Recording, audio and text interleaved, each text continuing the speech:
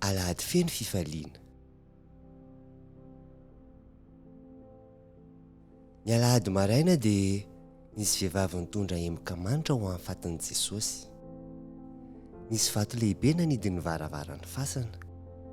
Nanontany teny izy ireo hoe iza ireo no nampy antsika nagodiny vato hiala amin'ny varavaran'ny fasana e? Saingy rehefa tonga izy ireo dia efa nivoha ny fasana ary efa tsy tao intsony ny faty.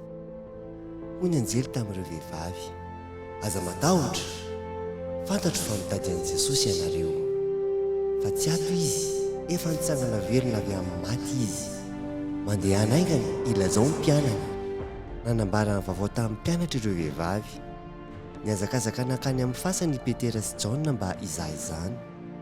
Tsy nisy afa-tsy lamba mena namonosana ny faty no nipetraka teo. Tsy fantatr'izy ireo izay tokony ho eritreretina dia mody izy ireo. Noho ny hariva ny andro dia nivory ny mpianatra mba hiresaka momba ny zava-nitranga.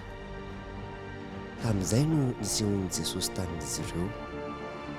Tena natahotra izy ireo satria noheveriny fa matotoa. Aza matahotra, hoy Jesosy. Jereo ny tanako sy ny tongotro fa izao no izy. Tsapaho aho ka jereo.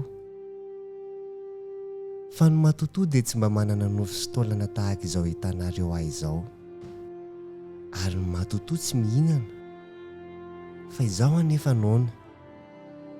Nihinana trondro Jesosy ary hoy izy, mazava ny teny ao amin'ny Baiboly, tsy maintsy hijaly sy maty ny mpamonjy alohan'ny hitsanganan'i amin'ny maty.